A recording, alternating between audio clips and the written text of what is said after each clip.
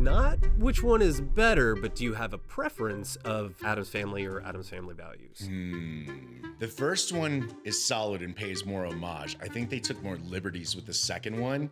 And I'm sorry, but them going to summer camp is some of the best stuff. It really is. Except for, of course, the play, which is one of my favorite scenes in a movie. The blood. Yes, the blood sequence is so good. It's so good. Just spraying everyone in the crowd. On everybody's face. Oh my God. It's fantastic. It's like corn syrup face. It's so good.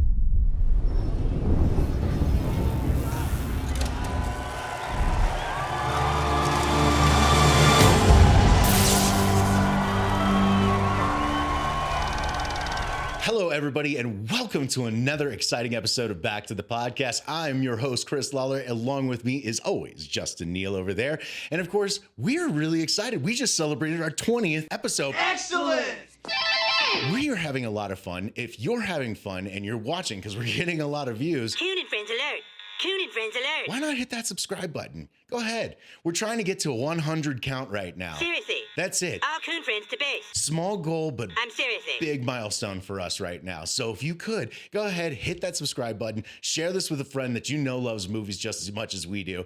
And today we've got an exciting topic. We're going to be diving into cult classics, something that I know that both of us have been waiting to get into. And we've got a huge list to talk about. But of course, before we do that, Justin, it's been a week. I've been sick. We haven't talked in a while. What have you been watching? What is good out there? The only thing that I really picked up that I wanted to mention to you was I realized when we were talking about Robert Zemeckis before that the only movie of his that I have not seen is Death Becomes Her. Yeah.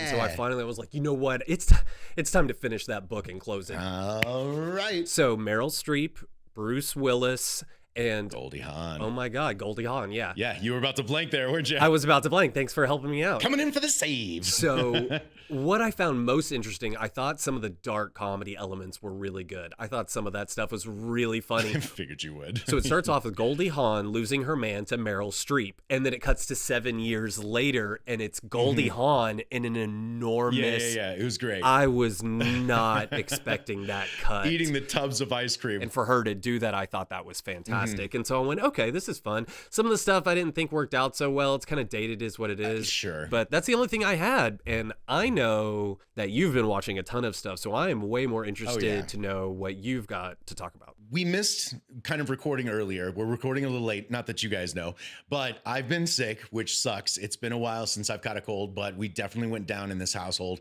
and that gives us a chance to kind of catch up on stuff and binge some things. And Cobra Kai, I was getting caught up on the Cobra Kai TV show based on the Karate Kid, and of course, I'm sitting there watching it. It's great. I like that show a lot. I think the writing's really solid, and when that show first came out, it was always like, oh man, were the movies that good to bring up a show this many years later? And if you go back and watch The Karate Kid, which I ended up rewatching with the wife, and I was like, man, this is a solid movie. It's not what you remember. There's a lot less karate in it too. There's more of a moral story and everything like that. And I just love the twists and turns that they've added to the show. And I can't believe the show works as well as it does too. The show is funny. It's entertaining. It's got energy. If you haven't seen it, check it out. And then we stumbled upon Wednesday. Have you watched Wednesday on Netflix, man? Yeah, I watched like the first 2 episodes. I didn't go beyond that. Oh, it's a shame. It didn't hook me in. So I can't believe that you said that because I know how much you like Tim Burton. I want to say Danny Elfman, but Tim Burton and Danny Elfman and stuff. Well, historically, but recently he's been just remaking Disney movies, and I liked Dark Shadows. I think the last Tim Burton movie I actually liked was Dark Shadows. Okay. All right. That's okay. I'm just saying I was pleasantly surprised with Wednesday. We ended up binging the entire show. I thought it was totally worth the watch, man. It was like a fun murder mystery using this like familiar territory while doing something completely wholly new and original with it. I finally saw kind of what the craze was and what the hype was. Me and the wife both really thoroughly enjoyed the writing, the characters. It kept us guessing all along the way. I definitely recommend sitting back down and giving that a try. I love the original, not the original movie, because that would have, no, I don't think there was an original movie back when it was a TV show. But anyway, the 90s movie, The Addams Family, right. with Angelica Houston and Raul Julia, of course, Christina Ricci. Christopher Lloyd. That movie is fantastic, and it's dark. So is the sequel. We love those dark kids movies, and that was one. Yeah. Like, it's all gallows humor, and I like gallows humor, and so that was one for me You know, it's cheeky, it's naughty, it's not nice, but it's funny. You know, we're gonna play a game. It's called Is there a God?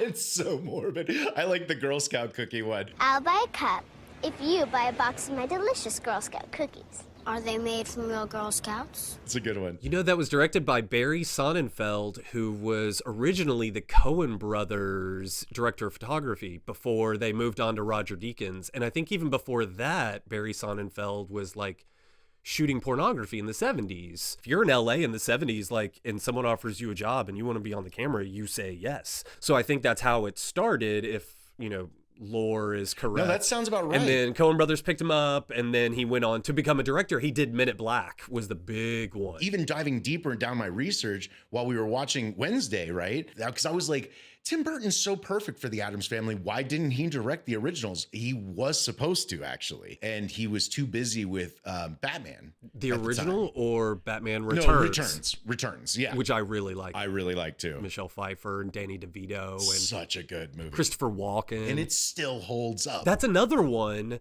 like, ooh, original or sequel. Ooh. It kind of depends on the mood, and I feel like Addams Family is like that with values. Like, they're both so good, they're just different, and it just depends on. For me, it's Returns, man. You like? I like it. It's so dark. It's more about the villains. It's just in black leather this time. Yeah, I like that movie a lot. I've been doing a lot of like deep diving on Batman Forever and like the whole hold up and how McDonald's really got in the way of Tim Burton continuing that whole path. And if Tim Burton could have finished that trilogy, what would that third movie have looked like? And I think it would have been amazing. Joel Schumacher's had an interesting career. He's done so many good things, and he's been just laughed out of the industry because of Batman and Robin and Batman Forever. Yeah, he's had some. Well, I mean, he did Flatliners. That was one that we've mentioned before on this show. I know you like that one. Yeah. Well, at the time, it's probably, it's been a while. It's probably hokey now, but. Well, I mean, the theme. But it was dark themes, and I like that idea, especially that time when I was younger. Yeah. And, you know, my peers weren't talking about shit like that. So, you know, I want to be in the conversation with the adults because kids talk about bullshit. So I use cinema in a lot of ways and books too, to just get out of the suburbs, you know? Right. I mean, that was my escapism. That's how I learned about the world that I wasn't, we didn't have the internet, right? Because we're old like that. So one way to experience it was to watch like biopics and like real life dramas. I think that's why I was so into dramas like that, because I couldn't understand, you know, the conflict within that world, because I'm not from there, right? But it was always great to like open my mind up to things like that. Have you watched anything recently that you want to talk about, or should we get into cult movies? Well, we could definitely get right into cult movies, but Cult movies. All right, you got it, man. I spent a lot of time catching up on stuff. Well, why don't you get us started on some cult classics? Obviously, maybe you should define it, right? Or do you want me to? What is a cult movie? Well, I think you defined it pretty well just a few minutes ago. I'll let you do it again. Yeah, I mean, well, you know, Webster's defines it as took off my glasses. But yeah, really. What's wrong with glasses, hater? Bully? Nothing, four eyes. Actually, technically it's six because I've got bifocal contacts. So I got 6 eyes. Making it even worse for yourself. But cult classics definitely are movies that just do not reach the fame in the movie theater, but somehow get passed around and the notoriety on, well, back in the day it was VHS, then DVD, now streaming. We figured we would take a look back because a lot of movies that are my favorite movies didn't do so well in the movie theater. And there's a reason why we didn't get sequels to them, because there just wasn't enough praise and love. So Justin, what's a cult favorite in that household of yours? Okay, so the cult movie of my lifetime came out in 1998. Okay, so we were in high school, and I picked up something from a friend of mine at school, and I was going to get a little weird that night, and I was working at Blockbuster, and so I went in after school. I went to a coworker and I said, okay, what's something that I haven't seen that would be good? And he gave me this movie, and I watched it, and I had never been blown away by a movie like that before. I'd never seen anything like that before. So my first thought was, oh my God, you can do this? I didn't know you could do this and get away with it. I'm so intrigued. What is this? And so I was like, I have to watch that again, because it is designed for someone in that state specifically. Mm-hmm. So the next day I went out and I bought the book by Hunter S. Thompson, and that is Fear and Loathing in Las Vegas. Ooh, yeah, that's a fun movie, man. Johnny Depp and Benicio del Toro. Such a bizarre movie. Those are all my Hunter S. Thompson books. So I started collecting that day, and he became my favorite writer and has been ever since. That's so cool. And my firstborn's middle name is Hunter. Yeah, nice. It affected my trajectory in life from then on. Obviously. Went down that path for a long time. So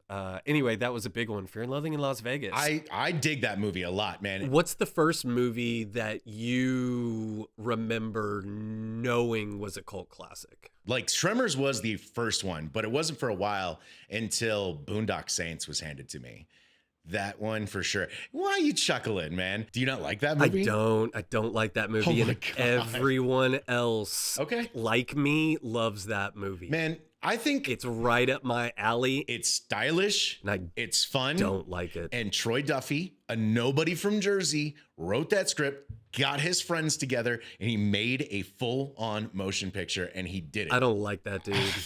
To each their own, man. I dislike that movie. So much hate. I usually don't. I'm not much of a hater, but that's on my list of I dislike that movie. We are not on the same page, he and I. Hey, if Willem Dafoe is one of your favorite actors like he is for me. I do like Willem Dafoe. He's supremely excellent in that movie. It's well made. Then I don't understand the hate, man. I am turned off by that movie. We are on a different frequency, he and I. Why? I'm just saying, explain it. We're just on two different pages. Okay. Fine. Movie nerds that are male, that are of our age group, all love that movie. Me and my wife quote that movie daily, so you're kind of just I believe you. Pissing all over a lot of fun in our household. I was surrounded by people who love that movie. Well, then why don't you just turn this frown upside down, Justin? Why don't you take it back to when you were younger, man? When was the first time you were handed something on DVD or VHS that you knew wasn't super popular? Donnie Darko, when I was working at Blockbuster. Ooh, yes, Donnie Darko. That one was on the wall, and that was one that I found and I showed to everyone else. I think you were in a similar position. Yeah, I was introduced to it when I was staying at somebody's house. He was like, "You never heard of this?" Trippy movie, man. Really dig that one. Were you scared by it at all? Because absolutely, had a couple nightmares actually from that one. Yeah. Okay. That bunny rabbit thing definitely messed with me. Yeah, apparently that's a lot more unsettling to other people than it was to me. Like it was moody, but it didn't scare me. And when I would show it to people, they would be kind of freaked out. And yeah. I think I was always just more intrigued than scared. I have a very visual imagination, and I tend to dream pretty hard, so that thing definitely showed up a few times. It's bizarre. There's a lot of tension and weirdness to that movie that kind of follows you a little bit after you watch it, you know? It's got a great soundtrack. Oh, yeah, absolutely. It's one of those movies I think that the soundtrack helped it become a cult movie. Jake Gyllenhaal obviously was amazing, getting this huge lead role at the age he was, and then of course acting alongside his sister. And then Seth Rogen, small bit part in there was great. That's such an asshole. I know, right? What's another cult movie you really like? One of the ones that when I was doing a little bit of research to refresh my memory that I came across that I remember for some reason watching just way too many times than was necessary was Enter the Dragon. Okay. Do you remember this movie? I remember it, but I haven't seen it actually. Oh my goodness. For some reason was very hooked on how stylish, they had all the glowy hands and stuff like that. There was magic with the martial arts. I don't know why I enjoyed that movie so much as a kid, but a lot of people did. So that one for sure. It was weird. It was bizarre. It was fun. I don't know. As an 8-year-old or however old I was when that one came out, man, it was a pleasure to watch. Okay, here's one that most people don't know about. So it's probably just a cult of one, but Yeah. I'm the president. So one of the most famous filmmakers is Stanley Kubrick. He is also famously or was famously thought of as a recluse, and really he was just a homebody. But there weren't a lot of photographs of him in the 70s and the 80s and even into the 90s, so no one really knew what he looked like. It was hard to find a photograph of him. So there was this con man in the late 80s and early 90s who would go around England, London essentially, and would say that he was Stanley Kubrick.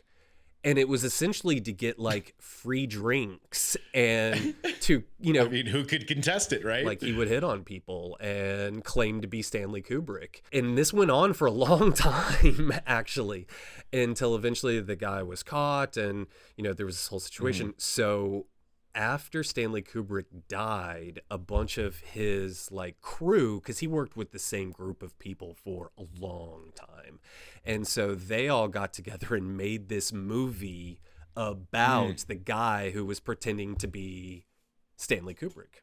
And it's called Color Me Kubrick. And it's got John Malkovich is this con man. Stop it. That's Alan awesome. Conway. You would love this movie. This is actually... When did this come out? Do you know?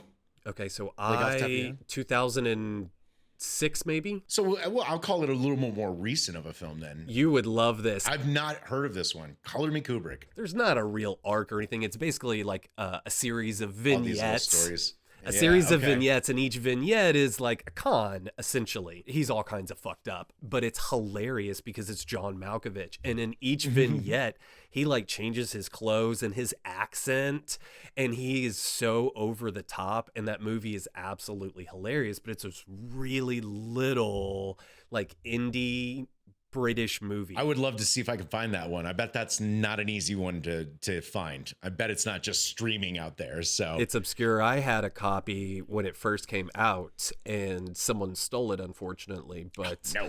you know, I'll get another one eventually. Malkovich is just bonkers. He's all in. He's fantastic. He doesn't give a shit. I have to ask if anyone else that's listening has ever seen this movie and what they thought about it. Let's see if we can prove that he's not an army of one over here. Oh yeah. Anyone else out there love that movie and think it's as good as I do? Give me a cult movie.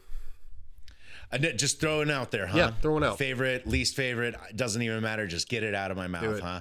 I mean, dude, I've mentioned this one before, and I'm pretty sure you said you've never seen this one. And it's hard not to talk about it. Try. Because not a lot of people grew up on it, but Monster Squad, Oh, man. okay. Yeah, I still haven't seen it. Wolfman's...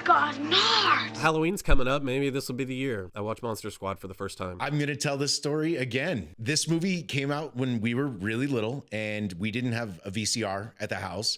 And so we would go to Blockbuster to rent a VHS or a VCR player. They would like give you a bunch of movies to watch and then give you like a discount. Wow, that's old school. Holy shit. So my dad would come home with like 20 movies at a time Yeah. because we would watch them hardcore for like a week. One of the movies that we rented more than one time, Monster Squad. I love this movie. They were like, how do we make another Goonies? Because Goonies was so popular. And this one shouldn't have worked as well as it did. Maybe it doesn't. It's got great moments, man. Great humor, great special effects too in this one. Swamp Thing and the Wolfman. I see movies nowadays that are trying to just do this with CG, and it's like this movie did it better in like 1986 when it came out. So I'm a huge fan of Monster Squad. Okay, I got one. So one of the biggest cult movies, and I remember seeing it in the theater and no one got it, and that is Fight Club. Really? You think that one's It absolutely is. It bombed. Okay. And then it came out on DVD. That's a shock. And people like me started spreading it around. Oh, wow. Okay. That's what happened. Fight Club didn't even blow me away in the theater because it's designed to be repeated. So when it came out on DVD, I watched it again. And I knew the ending, so I watched it on a different layer. And that's when I went, David Fincher is my favorite filmmaker. I didn't know you could do a movie like this. It was like Fear and Loathing. It was one of those, holy shit, I didn't know you could tell a story. And really, it's about layers. You've got so many layers, and there's so many things going on all at the same time. And you have to like unpack it. Digest that one. Yeah. And that suits me. But I am right there with you because this is one of my favorite movies too. You're making my heart beat. When I find someone that's never seen this movie, I'm like, oh, you haven't lived? What? It seems cliche though when people ask me, they're like, what's your favorite Fincher? And I say, well, it's always going to be Fight Club. And they just look at me. It's great. And it gets better almost on every view. Anyway, so it was not a hit in the theater that spread on DVD. I guess I don't remember that because of the popularity was so much around the DVD. I guess I just remember the movie also being really popular too. Good call. But you know, another one that comes to mind that is so popular, I forget that it's a cult classic that I was introduced to on at someone's house. They were like, "You've never seen this." It's The Big Lebowski. We forget that movie really wasn't that popular. And let's talk about a cult classic. You could almost make a case that they're all cult. But none of them have spawned a day. It's true. That's probably their most cult movie. I think they just opened up a Lebowski restaurant in my city. There's Lebowski Fest every year. That's a whole thing. Yeah, that's the one that it's called. Yeah, Lebowski Fest, where they dress up and stuff. No one involved with the making of that movie thought that it would become what it became. What it is. But dude, that is such a fun movie. It is a cultural phenomenon. And then they won the Academy Award. Actually, I think it was when they won for No Country for Old Men, and Joel got up there and said, "Thanks for letting us play in our own sandbox." And I love that. And that's kind of the Coen brothers. But Lebowski is probably what they're going to be potentially most known for, like, historically. Probably. Although there are a lot of people that are huge Raising Arizona fans too. I know. I was brought up on that movie. That was one that I was more familiar with before Fargo and everything else, because my dad just loved Raising Arizona. Well, I mean, I think we've talked about some good cult classics today, but before we wrap it up, what I've definitely liked doing is rapid fire top 5. Well, actually, I want to talk about one last one real quick. I'll let it slide. Okay, cool. Actually, it's a double. I'm going to do a twofer real quick because they're both French and they're very, very different, but I think that they're wild and I love it. One is definitely a cult classic, and that's City of Lost Children.